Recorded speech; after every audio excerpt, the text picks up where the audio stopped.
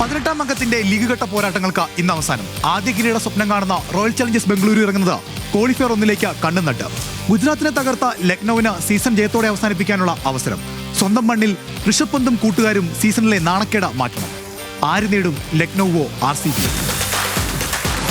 IPL-ലെ ഈ സീസണിലെ ഏറ്റവും സ്ഥിരതയോടെ കളിച്ച ടീമാണ് റോയൽ ചലഞ്ചേഴ്സ് ബംഗളൂരു. മത്സരത്തിന്റെ എല്ലാ മേഖലകളിലും മികച്ച പ്രകടനം നടത്തിയ RCBക്ക് ആശങ്കയുണ്ടായിരുന്നത് ജോസ് ഹൈസൽവുഡിന്റെ പരിക്കിലായിരുന്നു. എന്നാൽ താരം ടീമിനൊപ്പം ചേർന്നതോടെ RCB കഴിഞ്ഞ മത്സരത്തിൽ നേരിട്ട ബോളിംഗ് വെല്ലുവിളിക്കും പരിഹാരമായി. ലക്നൌവിനെ നേരിടാൻ ഇറങ്ങുമ്പോൾ ജയത്തിൽ കുറഞ്ഞതൊന്നും കോഹ്ലിയുടെയും സംഘത്തിന്റെയും മുൻപിലില്ല.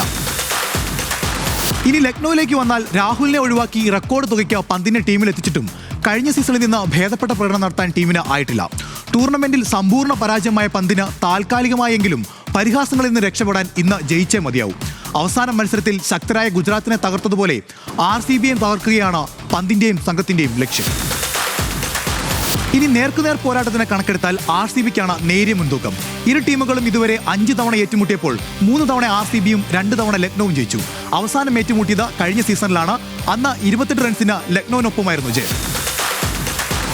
വിജയിച്ചാൽ ഫൈനലിലേക്ക് യോഗ്യത നേടാൻ കഴിയും എന്നതിനോടൊപ്പം തന്നെ ഇനി പരാജയപ്പെട്ടാലും ഫൈനലിലേക്ക് എത്താനുള്ള ഒരവസരം കൂടി ലഭിക്കുമെന്നതാണ് ആദ്യ 2 സ്ഥാനങ്ങളിലേക്ക് എത്തുന്നവർക്കുള്ള പ്ലസ് പോയിന്റ്. എലിമിനേറ്ററിൽ വിജയിക്കുന്നവരെയാകും ക്വാളിഫയർ 1 പരാജയപ്പെടുന്നവർ നേരിടുക. ഇതിൽ വിജയിക്കുന്നവർ ക്വാളിഫയർ 1 വിജയികളെ ഫൈനലിൽ നേരിടും. യേസാല കപ്പ് നംദേ എന്ന RCB എല്ലാ വർഷവും പറയുമെങ്കിലും ഇക്കുറി അത് യാഥാർത്ഥ്യമാകുമെന്ന പ്രതീക്ഷയിലാണ് ആരാധകർ. ലക്നൌവിനെ മറികടന്ന ക്വാളിഫയർ 1 കടക്കുമോ RCB? അതോ എലിമിനേറ്ററിൽ ഭാഗ്യ പരീക്ഷണത്തിന് ഇറങ്ങേണ്ടി വരുമോ? കാത്തിരുന്ന് കാണാം ആവേശപ്പോര്.